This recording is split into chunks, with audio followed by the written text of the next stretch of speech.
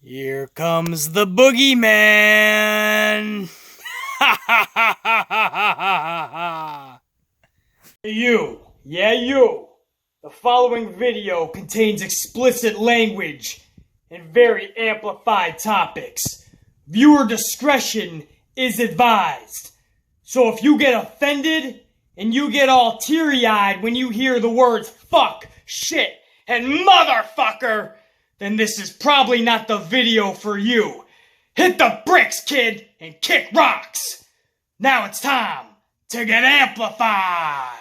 You guys hear the news for the upcoming big WWE Extreme pay-per-view that's coming up next Sunday? More extreme than anything you've ever witnessed in pro wrestling ever before? That's right, tentatively it's been renamed WWE Lovable Rules because they realized at the last second, oh shit, there's nothing extreme about this fucking card. A game of Monopoly is more extreme than this shit card they put together. So they changed it to WWE Lovable Rules, or I'm hearing they're in the process of doing such because that's really what should be happening.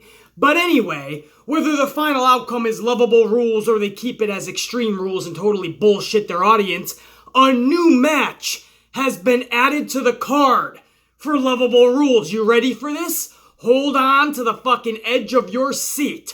Hold on tight to anything around you. If you are standing up, you might want to sit down for this. Because in the last 24 hours, they broke the news that Finn Balor is taking on Constipated Corbin at Lovable Rules 2018. That's right. You're probably wondering, BC, is this fucking real? I can't feel my bloodstream in my pulse. I got the goosebumps riding. We're gonna witness Finn Balor versus Constipated Corbin on a big pay-per-view of 2018? That's right. They've already announced it.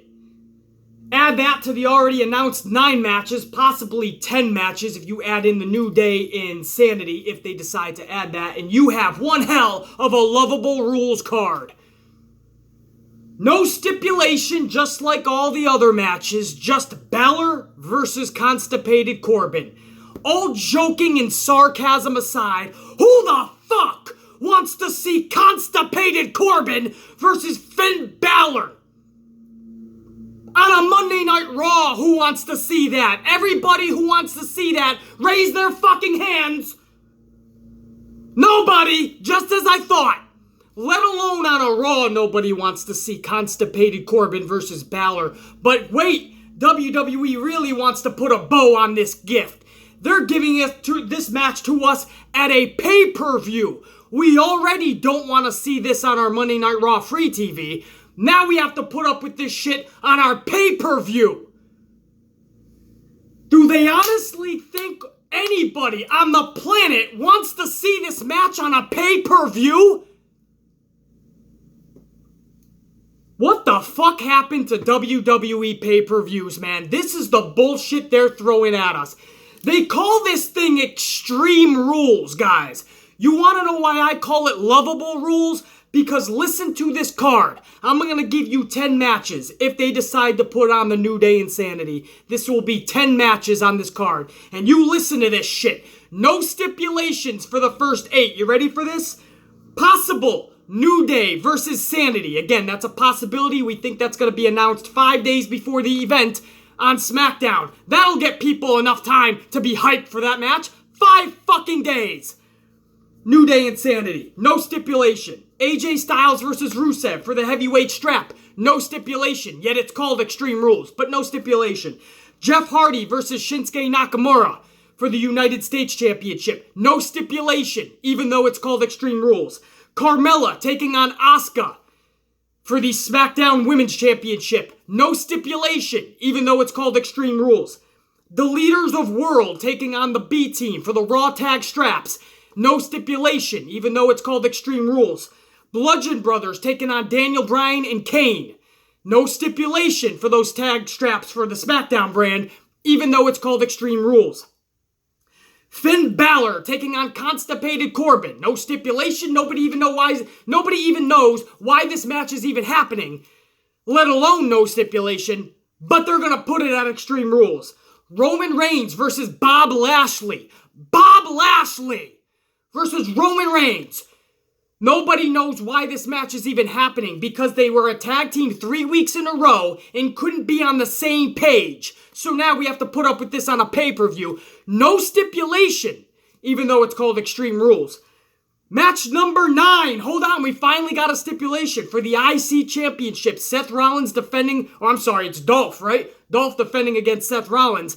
So you got Ziggler versus Rollins in a 30-minute Iron Man match. We finally get a stipulation at Extreme Rules, and it is a 30-minute Iron Man match. I remember Shawn Michaels and Bret Hart at WrestleMania 12 wrestling near 65 minutes. That's an Iron Man match. Now you're going to give me a 30-minute match and call that an Iron Man match? I've seen 230-minute matches in the past 6 months. I don't need another one to call it an Iron Man match. That's bullshit. But we finally got a stipulation at least, right? Beggars can't be choosers. And in match number 10, the final match of the card, Alexa Bliss taking on Nia Jax for Alexa's Raw Women's Championship. And that we finally get a stipulation, and that's going to be an Extreme Rules match. So finally we get an Extreme Rules match, and it's from Nia Jax taking on Alexa Jax. Alexa Jax? I'm losing my fucking rocker on this stupid shit-headed pay-per-view. Alexa Jax and Nia Bliss? Alexa Bliss, Nia Jax. Who the fuck cares if I flip up their names anymore? Who gives a fuck? This match is gonna be a complete fucking snooze fest. Like Alexa and Bayley. Remember that kendo stick match? Wasn't that also at Extreme Rules? That was about as extreme as a checkers match. The fuck out of here. Alexa and Nia is what they're wasting the Extreme Rules match on this year. Captivating. Fucking fascinating and captivating. That's the whole card. I just gave you guys the entire card. I even added on a match that I think is going to happen. New Day Insanity. And even adding that match on. Adding on the match that WWE just gave us in the last 24 hours. Constipated Corbin versus Balor. And this card continues to get worse by the moment. It ain't getting better. How is that a pay-per-view caliber match card? Somebody tell you, don't look at the person to the left of you or the person to the right of you. Don't think that, you'll save it for the next person that clicks this video. I'm asking you, how is that a pay-per-view caliber match card? I already have the answer. It's rhetorical. It's not.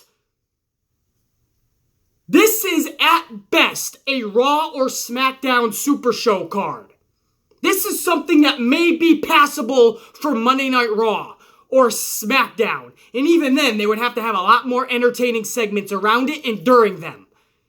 But this is our pay-per-view. Not just a pay-per-view.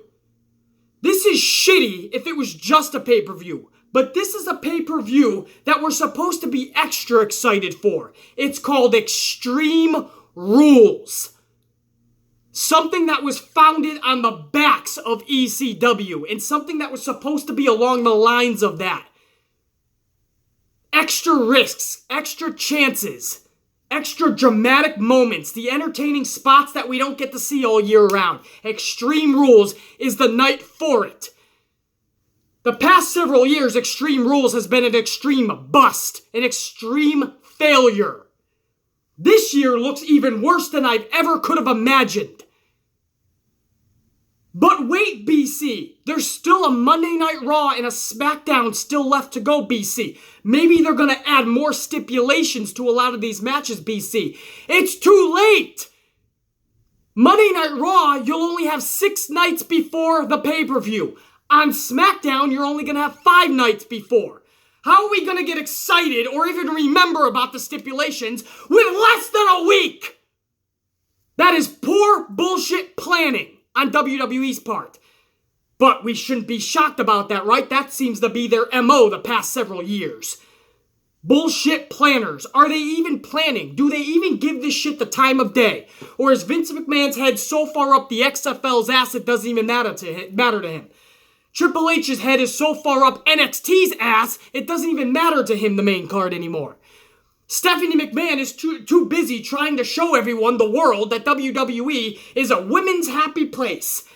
and that the women's movement and the Me Too movement and all that shit is perfectly happy and safe in the WWE bubble. So Stephanie McMahon's head is so far up the women's movement of the world's agenda's ass that she forgot about the main card or doesn't even give a shit about it anymore. That's what I'm seeing here.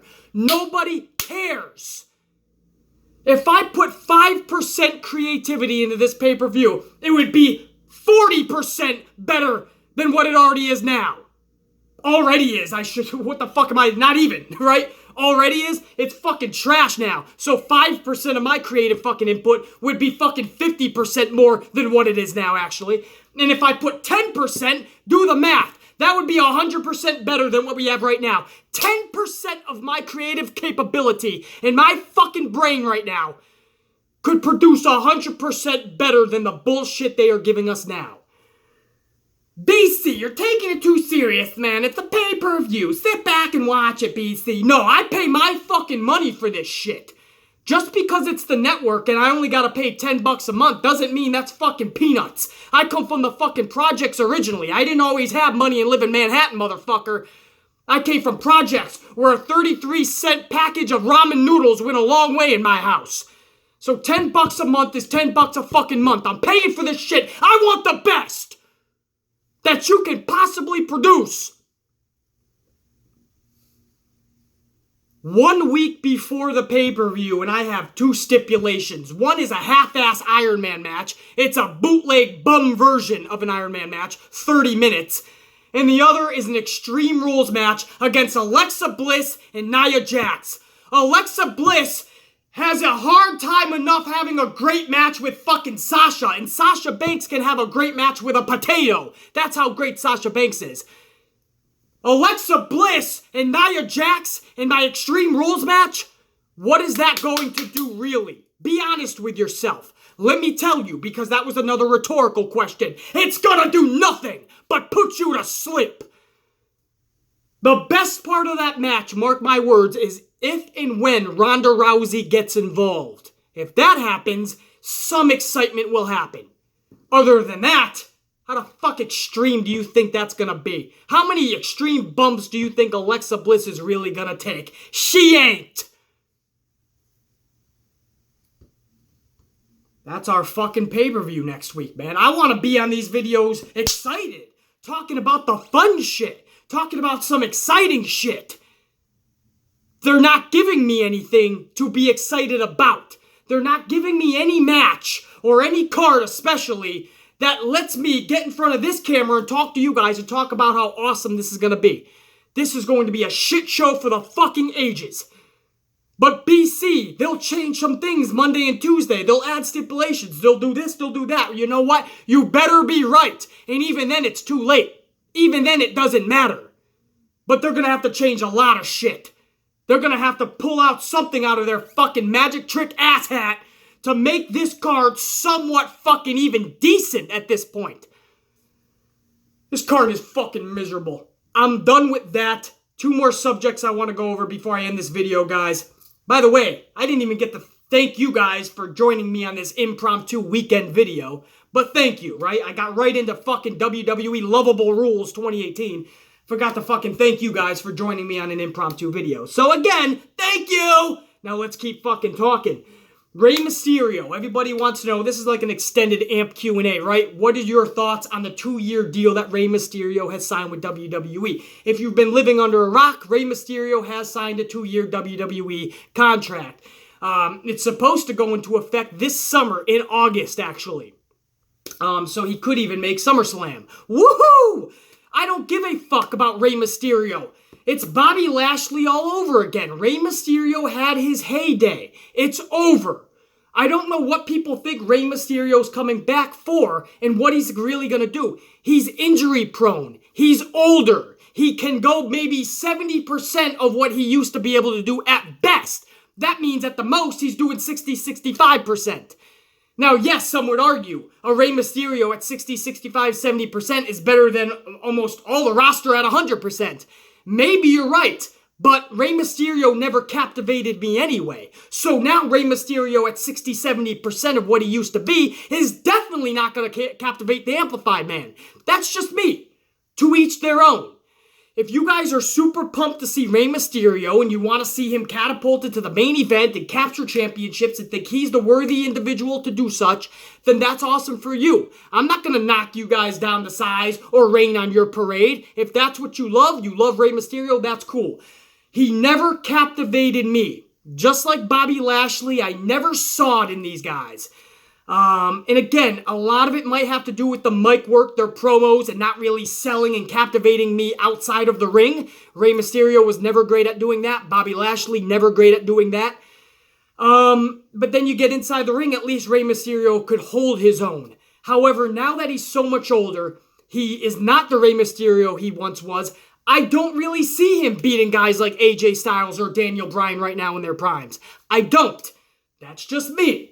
I'm not excited to see Rey Mysterio come August for 2 fucking years, but, and I'm not saying this in a happy way because you never wish injury on anybody, but something tells me I'm not going to have to put up with Rey Mysterio for 2 years because most likely, because he's seriously injury prone, the past several years especially, as he gets older and what he's put his body through, he's most likely going to get injured in the next 2 years. Again, I don't want to see it. That doesn't make me happy to say that. But if you follow Rey Mysterio's career, especially the last 5-6 years, he doesn't have a good track record with injuries. So WWE is probably going to have to book him really carefully. How far do you really want to catapult him? How much big spots do you want to give him? Because if he gets injured, you got to replace that motherfucker last second. So it'll be, I can't lie to you guys. I was going to say it's going to be interesting to see what happens when Mysterio comes back, but I'm not interested to see it. I just don't. I'm done with Rey Mysterio. I never was on board with Rey Mysterio. Again, if you guys love it, great for you, man, and hopefully he does good things for you guys.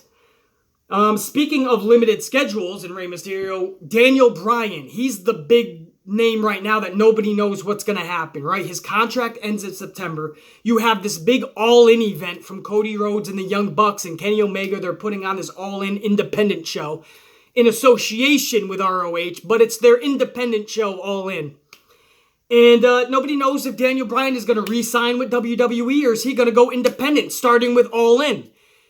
And to add on to that, Daniel Bryan just did a recent interview, and he said he's going to Vince McMahon. He's already talked to Vince McMahon about it, and he's going to go to him again if he does resign, and he wants a limited schedule. That is official. That is from Daniel Bryan's mouth.